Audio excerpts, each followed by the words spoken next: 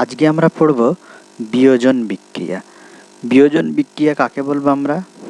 যে বিক্রিয়ায় একটি মাত্র বিক্রিয়ক পদার্থ বিয়োজিত হয়ে দুই বা ততোধিক বিক্রিয়জাত পদার্থে পরিণত হয়, তখন আমরা তাকে বলবো বিয়োজন বিক্রিয়া।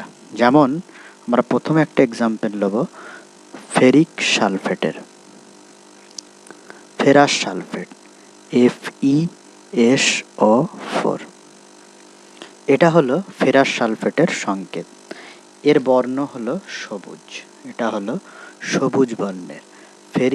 ফেরাস সালফেট, এটা হলো সবুজ বর্ণের, গ্রিন। এই ফেরাস সালফেটকে আমরা যদি তাপ দিই প্লাস হিট আমরা যদি দিই, তাহলে এটা কি হবে? বিয়োজিত হয়ে যাবে। বিয়োজিত হয়ে উৎপন্ন করবে ferric oxide Fe2O3 ferric oxide plus SO2 sulphur dioxide plus SO3 sulphur trioxide. এবং ফেরাস সালফেটের বর্ণটা সবুজ যেটা ছিল, সেই সবুজ বর্ণটা চেঞ্জ হয়ে বর্ণহীন হয়ে যাবে, সবুজ বর্ণটা থাকবে না। এখানে বিক্রিয়ক পদার্থ হলো ফেরাস সালফেট FeSO4। এই ফেরাস সালফেটটা ভেঙে গিয়ে তিনটে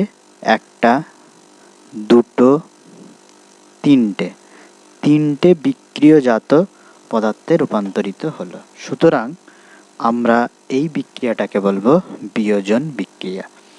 যে বিক্রিয়ায় কোনো বিক্রিয়ক পদার্থ, একটি মাত্র বিক্রিয়ক পদার্থ, সেটা যদি ভেঙে গিয়ে দুই বা ততোধিক বিক্রিয়জাত পদার্থ উৎপন্ন করে, তখন আমরা তাকে বলবো বিয়োজন বিক্রিয়া। এই বিক্রিয়ায় আমরা তাপ দিলাম, তাপ দেওয়ার ফলে তিনটে বিক্রিয়জাত পদার্থ উৎপন্ন হলো। সুতরাং এটাকে আমরা বলবো তাপীয় বিয়োজন বিক্রিয়া। সেকেন্ড, আমরা আবার একটা উদাহরণ দেখি। এরপরে আমরা যে উদাহরণটা দেখব সেটা হলো চুনাপাথর। চুনাপাথরের সংকেত হলো CaCO3। এটা মার্বেলেরও সংকেত হলো CaCO3। এই চুনাপাথর এটা বিয়োজিত হয়ে উৎপন্ন করে ক্যালসিয়াম অক্সাইড প্লাস CO2। তাহলে এখানে বিক্রিয়ক পদার্থ হলো ক্যালসিয়াম কার্বনেট বা চুনাপাথর। এই চুনাপাথর বিয়োজিত হয়ে ক্যালসিয়াম অক্সাইড, এটাকে বলা হয় পোড়া চুন। এটাকে আমরা বলবো কি? পোড়া চুন। পোড়া চুনের এটা আমাদের বিভিন্ন শিল্পাগারে কাজে লাগে। আর এটা হলো কার্বন ডাইঅক্সাইড গ্যাস।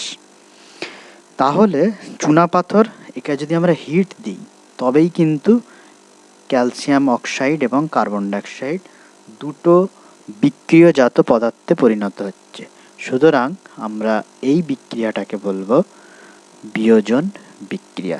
যেহেতু একটা বিক্রিয়ক পদার্থ, সেটা হলো ক্যালসিয়াম কার্বনেট, এই ক্যালসিয়াম কার্বনেটটা বিয়োজিত হয়ে ক্যালসিয়াম অক্সাইড এবং কার্বন ডাইঅক্সাইড দুটো বিক্রিয়জাত পদার্থ উৎপন্ন হচ্ছে। সুতরাং এটা হলো একটা বিয়োজন বিক্রিয়া। আশা করি বিয়োজন বিক্রিয়া সম্বন্ধে তোমাদের একটা ধারণা তৈরি হয়েছে। এবার আমরা যেটা দেখব সেটা হলো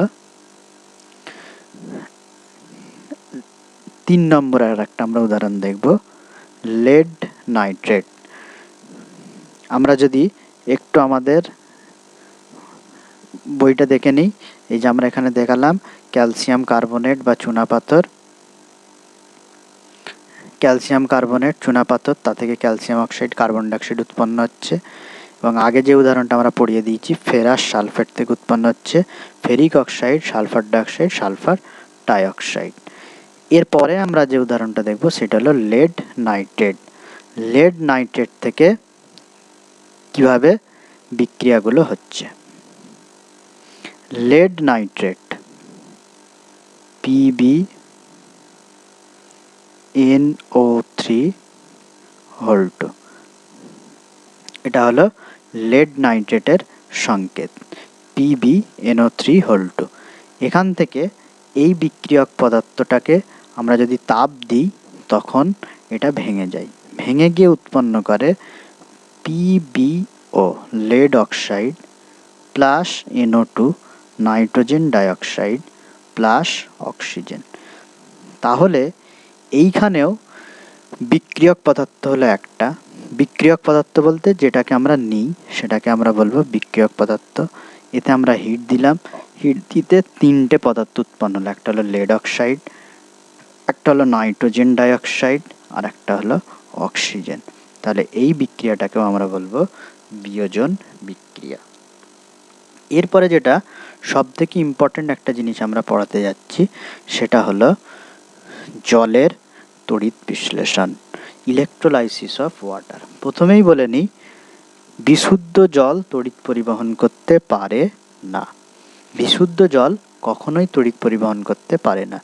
ওই জলের সঙ্গে আমরা যদি সামান্য পরিমাণে অ্যাসিড অথবা ক্ষার মিশিয়ে দিই তখন সেটা তড়িৎ পরিবহন করতে পারে।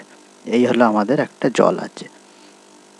এই জলের মধ্যে আমরা সামান্য পরিমাণে অ্যাসিড মিশিয়ে দিলাম। জলের সংকেত আমরা জানি H2O। তার সঙ্গে আমরা যদি অ্যাসিড মিশিয়ে দিই তখন এটা তড়িৎ পরিবহন করতে পারবে। তাহলে তড়িৎ যদি পরিবহন করতে হয় তাহলে এই জলের মধ্যে কারেন্ট পাঠাতে হবে। কারেন্ট পাঠানোর জন্য আমরা একটা ব্যাটারি নিলাম। ব্যাটারির এই বড় যেটা হবে সেটাকে সবসময় আমরা লিখব পজিটিভ, আর যেটা ছোট হয় সেটাকে বলা হয় নেগেটিভ। এটা হলো একটা ব্যাটারির চিহ্ন। এবার এই পজিটিভটা আর এই নেগেটিভটা দুটোই আমরা জলে প্রবেশ করালাম। এবার এই যেটা প্রবেশ করালাম সেটাকে আমরা বলবো একটা তড়িৎদ্বার, আর এইখানে একটা আছে তড়িৎদ্বার।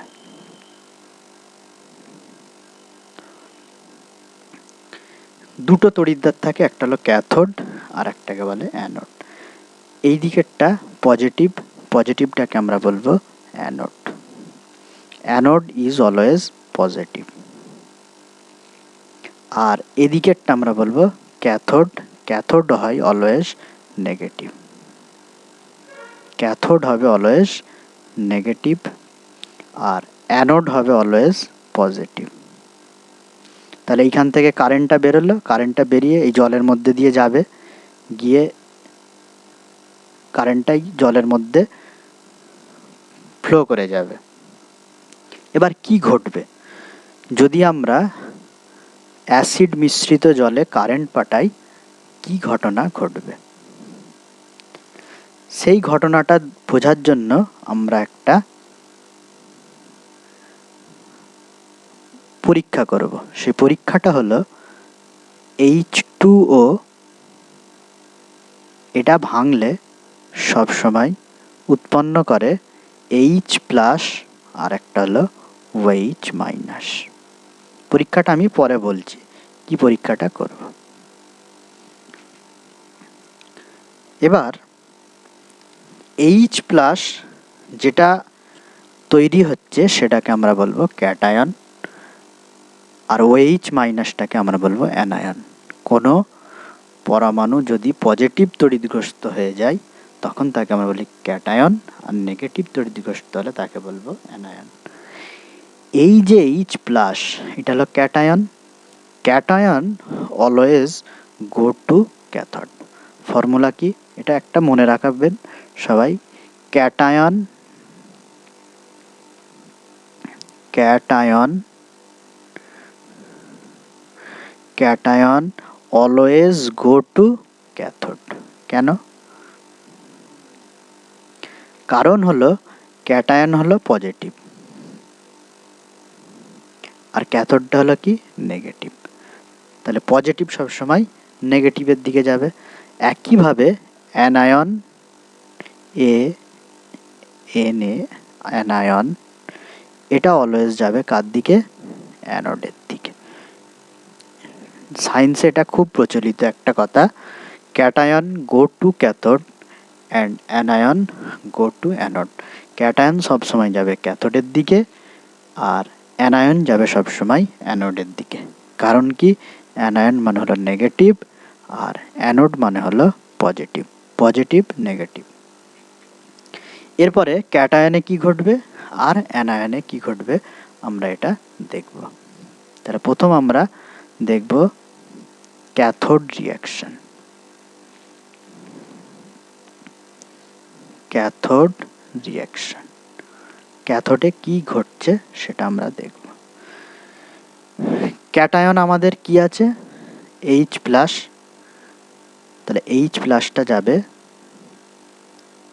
ক্যাথোডে। এইচ প্লাস মানে এর মধ্যে ইলেকট্রনের ঘাটতি আছে। ক্যাথোড থেকে ও কি করবে, একটা ইলেকট্রন গ্রহণ করবে,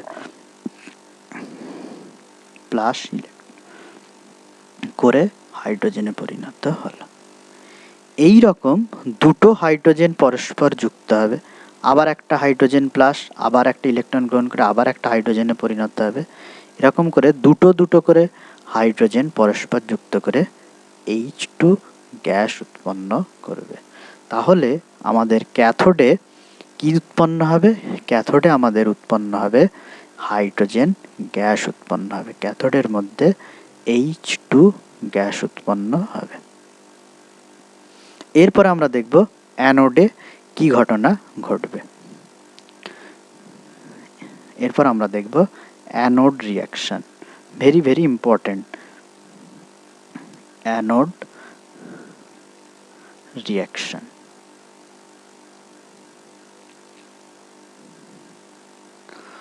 অ্যানোডে কি ঘটনাটা ঘটবে। অ্যানোডে কি যাবে, anion OH minus, OH minus, এ কি করবে, অ্যানোডে গিয়ে একটা ইলেকট্রন বর্জন করে দেবে। বর্জন করে দিলে পরিণত হবে OH। এই রকম দুটো OH পরস্পর যুক্ত হবে, OH প্লাস OH যুক্ত হয়ে উৎপন্ন করবে H2O প্লাস O2। তাহলে অক্সিজেন গ্যাসটা আমরা কোথায় পাবো, অক্সিজেন গ্যাসটা আমরা পাবো অ্যানোডে।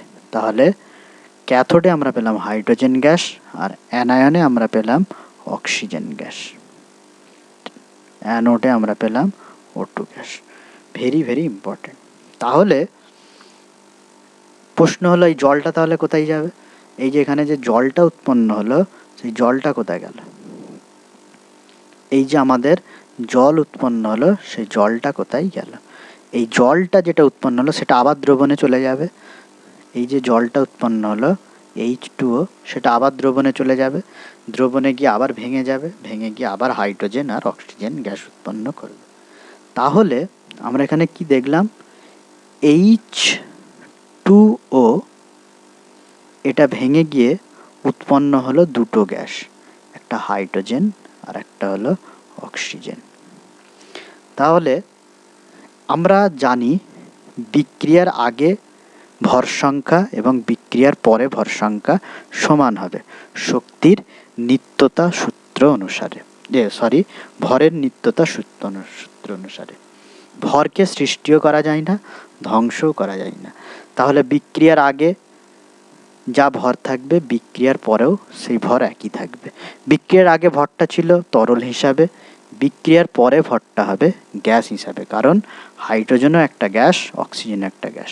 তাহলে বিক্রিয়ার পূর্বে ভর কত ছিল, একটা হাইড্রোজেন পরমাণুর ভর হলো 2 গ্রাম, এরকম দুটো আছে, প্লাস অক্সিজেন আছে কটা, একটা, 16। তাহলে 2 × 2 4 প্লাস 16 ইকুয়াল টু হলো 20। এবার আমরা যদি ডান দিকে দেখি, হাইড্রোজেনের হলো 2, দুটো আছে, তাহলে 2 দুগুণে 4।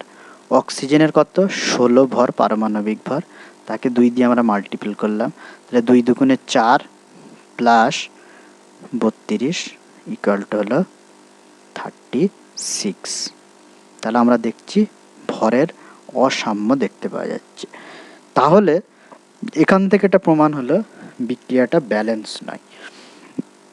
বিক্রিয়ার আগে এবং বিক্রিয়ার পরে যেহেতু ভরের পার্থক্য ঘটছে, তাহলে এদের অণুগুলোকে সমান করলে ভরগুলো সমান হয়ে যাবে, যেটাকে আমরা বলি সমিত সমীকরণ। অর্থাৎ এই বিক্রিয়াটার আমরা সমিত সমীকরণ তৈরি করব। তাহলে আমরা সমিত সমীকরণটা কিভাবে করব সেটা এখন দেখাচ্ছি, আপনারা দেখতে থাকুন। H2O এটা ভেঙে গিয়ে তৈরি হলো হাইড্রোজেন প্লাস অক্সিজেন। এবার হাইড্রোজেনে দুটো হাইড্রোজেন, এখানে অক্সিজেন কিছু নেই মানে আমরা এক ধরবো। তাহলে টোটাল কতগুলো পরমাণু হলো? 2 + 1 মানে 3টে। আর এইদিকে হাইড্রোজেন কটা? 2টো। আর অক্সিজেন কটা? 2টো। তাহলে 2 + 2 4টে। তাহলে সমান নেই। তাহলে এটাকে সমান করতে হবে। সমান করার জন্য আমরা কি করব? অক্সিজেন আছে কটা? 2টো। আর এইখানে দেখাচ্ছে কটা? একটা। তাহলে আমরা এখানে 2 দিয়ে দিই। তাহলে 2 দিয়ে দিলে কটা হয়ে গেল? অক্সিজেন 2টো, হাইড্রোজেন হয়ে গেল 4টে। তাহলে আমরা এখানে 2 দিয়ে দিই, তাহলে হয়ে গেল 4। অর্থাৎ দেখা যাচ্ছে 2 ভাগ হাইড্রোজেন উৎপন্ন হচ্ছে আর 1 ভাগ অক্সিজেন উৎপন্ন হচ্ছে। তাহলে জলের যদি আমরা তড়িৎ বিশ্লেষণ করি, তাহলে ক্যাথোডে যে হাইড্রোজেন উৎপন্ন হবে সেটা হবে 2 ভাগ, এবং অ্যানোডে যে অক্সিজেন উৎপন্ন হবে সেটা হবে 1 ভাগ। তাহলে ক্যাথোডে হাইড্রোজেন সবসময় হবে 2 ভাগ, আর অ্যানোডে যে অক্সিজেন উৎপন্ন হবে সেটা সবসময় হবে 1 ভাগ। অক্সিজেন হবে 1 ভাগ আর হাইড্রোজেন হবে সবসময় 2 ভাগ হাইড্রোজেন গ্যাস উৎপন্ন হবে। এবার আমরা যে পরীক্ষাটা করলাম, পরীক্ষাটা সঠিক হলো কিনা আমরা কিভাবে বুঝব? তার জন্য একটা লাগবে কি? মোমবাতি। একটা মোমবাতিকে জ্বালিয়ে, একটা মোমবাতি জ্বালানো হলো। একটা মোমবাতি আমরা জ্বালালাম। সেই জ্বলন্ত মোমবাতিটাকে যদি আমরা ক্যাথোডের কাছে নিয়ে যাই, দেখব মোমবাতিটা হঠাৎ করে জ্বলে উঠে বন্ধ হয়ে গেল। আর ওই আর একটা জ্বলন্ত মোমবাতিকে যদি অ্যানোডের কাছে নিয়ে যাওয়া হয়, দেখা যাবে এটা উজ্জ্বলভাবে জ্বলতে শুরু করেছে। কারণ কি? কারণ ক্যাথোডে যে হাইড্রোজেন গ্যাসটা উৎপন্ন হলো, হাইড্রোজেন গ্যাস নিজে জ্বলে যায়, কাউকে জ্বলতে সাহায্য করে না। ফলে মোমবাতিটা যখন নিয়ে যাওয়া হলো, তখন মোমবাতির আগুনের প্রভাবে হাইড্রোজেন গ্যাসটা জ্বলে গেল। কিন্তু ক্যাথোডে যেহেতু অক্সিজেন নেই, সেই জন্য তারপরে মোমবাতিটা নিভে যাবে। কিন্তু অ্যানোডে আরেকটা মোমবাতি জ্বালিয়ে যদি নিয়ে যাওয়া হয়, দেখা যাবে অ্যানোডের মোমবাতিটা আরও উজ্জ্বলভাবে জ্বলছে। কারণ এখানে অক্সিজেনের মাত্রা অনেক বেশি অ্যানোডে যেহেতু অক্সিজেনের মাত্রা বেশি, তাহলে ওখানে যদি আমরা মোমবাতি নিয়ে যাই, তাহলে মোমবাতিটা আরও উজ্জ্বলভাবে জ্বলতে আরম্ভ করবে। এই হলো আমাদের জলের তড়িৎ বিশ্লেষণ। এটা কেন ইম্পর্টেন্ট? আমরা যদি জলের তড়িৎ বিশ্লেষণের ফর্মুলাটা দেখি, H2O এটা ভেঙে গিয়ে হাইড্রোজেন একটা গ্যাস উৎপন্ন করছে, আর একটা অক্সিজেন গ্যাস উৎপন্ন করছে। যেহেতু একটা বিক্রিয়ক পদার্থ ভেঙে গিয়ে দুটো বিক্রিয়জাত পদার্থ উৎপন্ন করছে, সুতরাং আমরা এটাকে বলবো বিয়োজন বিক্রিয়া। একটা বিক্রিয়ক পদার্থ থেকে দুটো বিক্রিয়াজাত পদার্থ উৎপন্ন হওয়ার জন্য জলের তড়িৎ বিশ্লেষণটাকে আমরা বলবো একটা বিয়োজন বিক্রিয়া। আজকে জলের তড়িৎ বিশ্লেষণ পর্যন্তই আজকে পড়ানো হলো। আশা করি বিয়োজন বিক্রিয়া তোমরা খুব ভালোভাবে বুঝতে পেরেছ। এর পরের দিনে আমরা পড়াবো প্রতিস্থাপন বিক্রিয়া। সবাইকে অনুরোধ করব ভিডিওগুলো প্রথম থেকে দেখতে, এবং ভিডিওগুলো যদি ভালো লেগে থাকে সাবস্ক্রাইব করতে, শেয়ার করতে, লাইক করতে। তাহলে পরবর্তী আমরা প্রত্যেকটা চ্যাপ্টার পর এনসিইআরটি ধরে ধরে আমরা আলোচনা করব। সবাইকে ভিডিও দেখার জন্য অসংখ্য ধন্যবাদ।